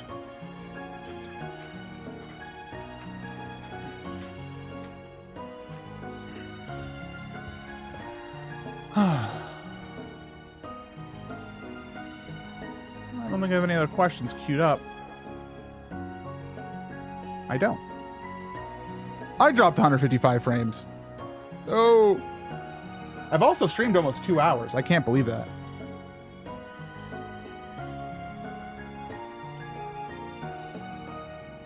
What's your personal take on TTS for chat? As in giving the chat ability to do TTS via channel points or bits and stream stuff? I think that if you're going to use TTS, you should limit it to your engagement level. If you're a starting out streamer and you have like less than 30 viewers, having it on a channel reward is probably fine. But once you start getting bigger than that, people are going to start accumulating channel points and never stop annoying you. And that's when you start wanting to probably put it on dollar bills.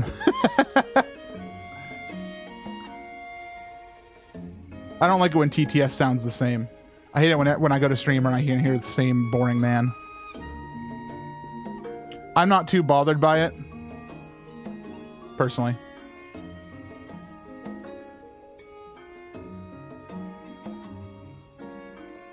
Okay, then I have a thing to show you later. Cool. I'm doing some research into some TTS type things.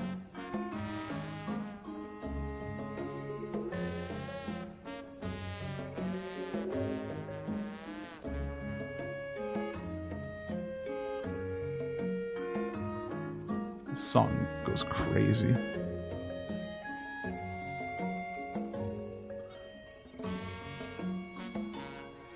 So I'm going to talk about something of my own here. So my stream setup kind of is this. Right now, I have my desk, and it's a standing desk, please remember that. I have my 2 monitors, okay, and they are connected to a mount that clips on back here. And I have my camera also on a clip mount. And I have my microphone here, which is a clip mount. Okay. And I have my wireless keyboard. I have my wireless trackpad. And I have my wired mouse. I have my iPad. I have speakers. And I have my MacBook is on a thing back here. Let's just put it here. Okay, MacBook. I have hanging from my desk, I have my AirPods Max. And then I also have on under here a little shelf that has my my dock unit for my Mac on it. Also on my desk I have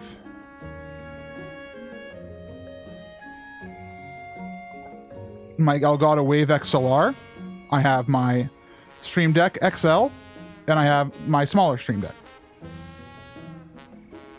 So here's my current problem. The desk I'm using is the Secret Lab Magnus, which has a cool cable channel thing that looks something like this. So here's the desk.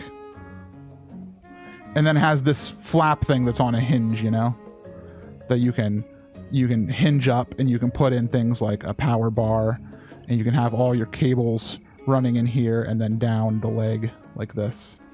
So what's very interesting for my stream setup is right over here in this closet is my main PC. And this is what I usually stream off of, not right now. And so what I have is I have 2 DisplayPort cables for my computer monitors that go over here. 2 DisplayPorts Plus I have an HDMI for the game return feed, plus an HDMI for my camera, plus a USB-C for my Stream Deck, plus an XLR from my microphone splitter. All of those. Is there more? Oh, I have my Ethernet cable. My Ethernet cable goes there. Anything else? Either way, they go down the table leg. They go down this, and they go in here, around the corner, and into the PC. Is the best way to describe how that works. Some of these cables are just a little bit too short. And so in this cable channel, they don't go to the location. They kind of go, and they're pulled tight, and it's bad.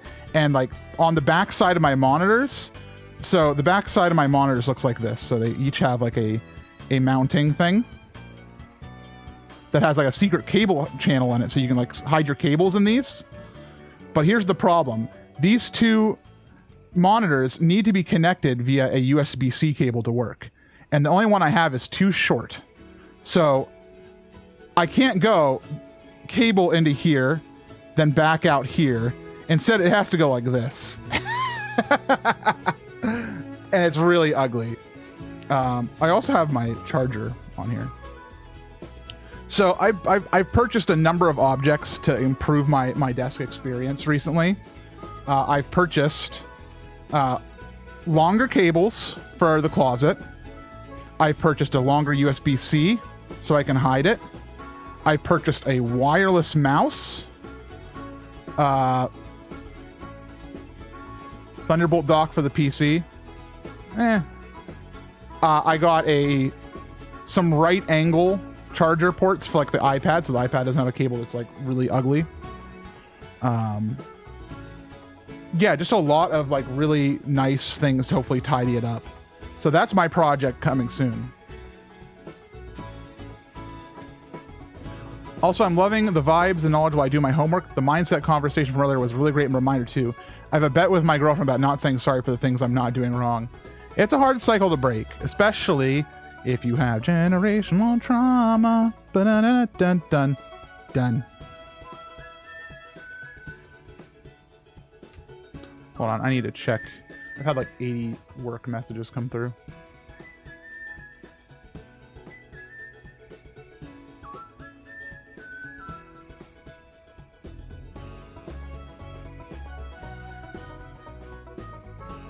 Looks to be fine.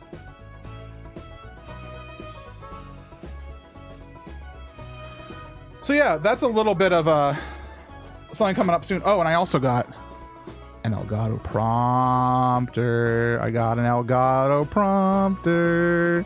I'm so excited to try it. I hope it fits my giant ass freaking camera. I gave in to temptation.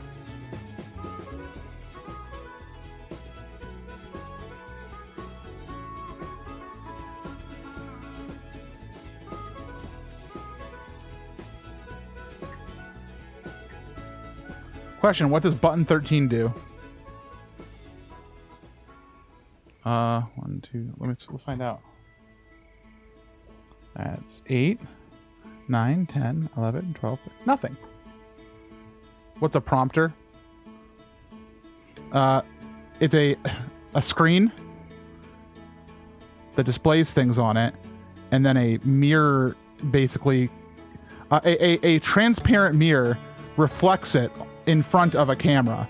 So the camera can see through it, but you can look directly at the camera to read the text that's on it. So that's great for chat intimacy, which I'm sorry I just said it like that.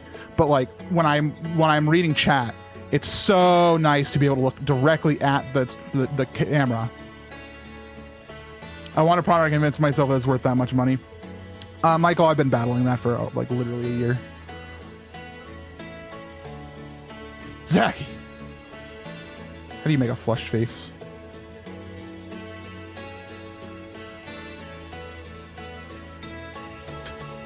Kind of looks like he's crying. Ooh, don't flirt.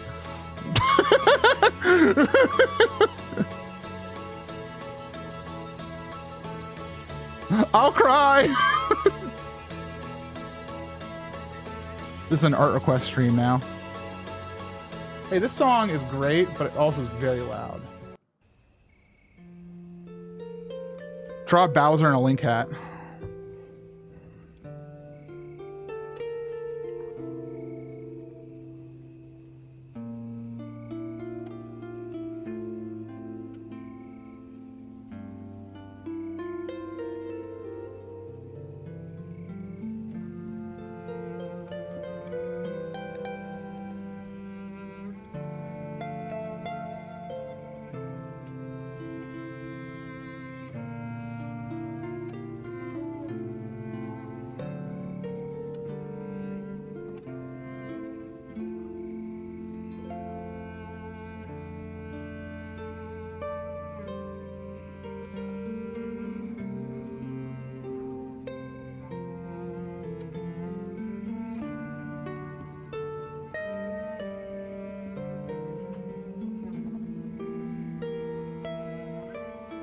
I tried my best.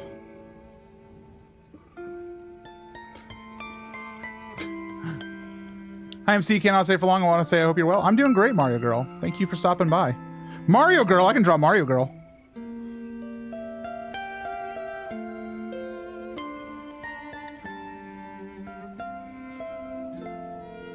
Should she still have a mustache? Facial hair is a common thing.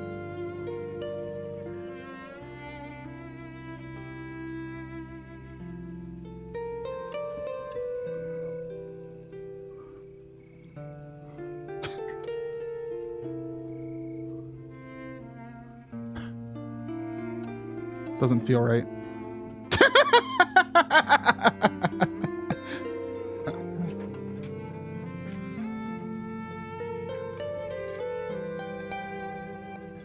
It can be fake. It can be real.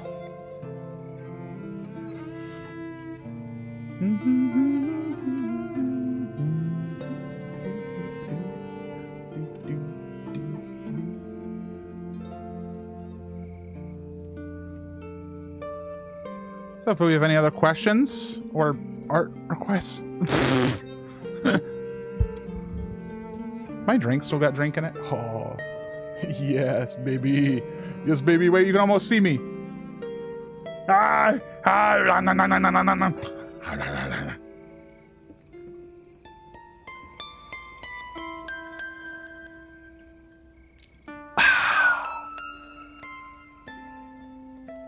gone.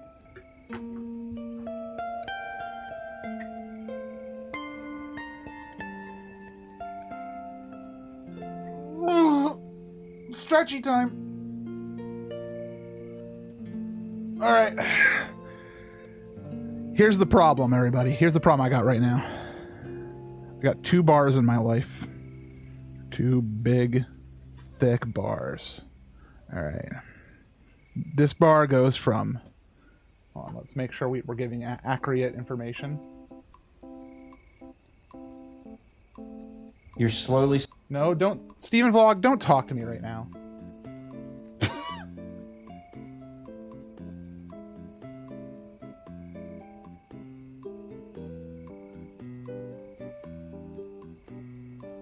Did you hear that?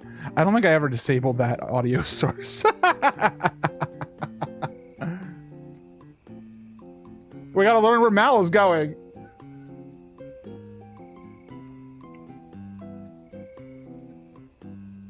All right.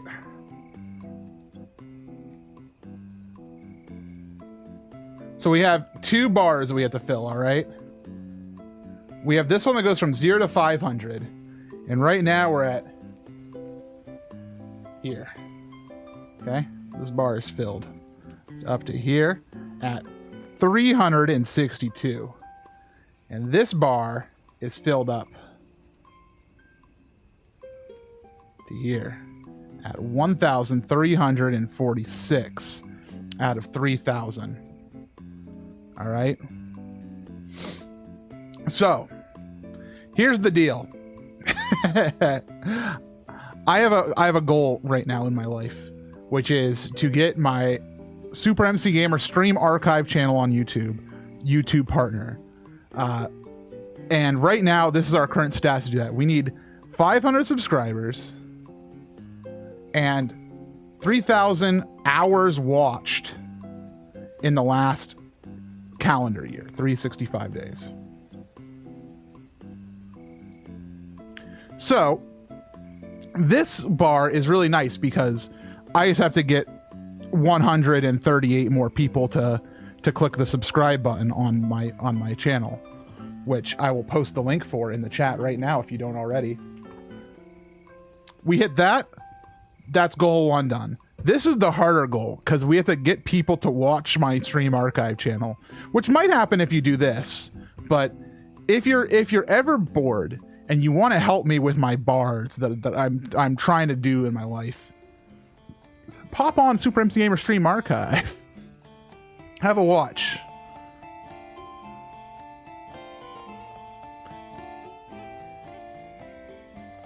Is Stage Stream going on the archive channel? Should be.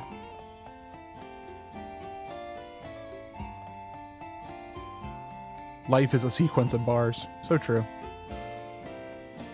Already locked in. Love that. So yeah, if you can help me, that would make me very happy.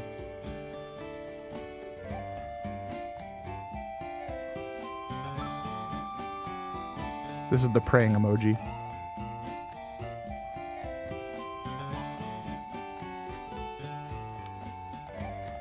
Anyways, I don't think I have anything else to talk about today. I think I'm gonna head out. What do I do? How do I outro?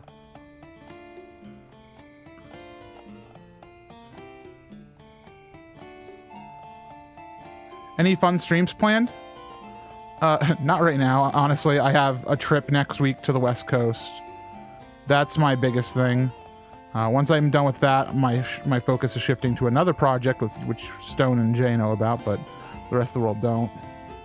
So I'm going to work on that.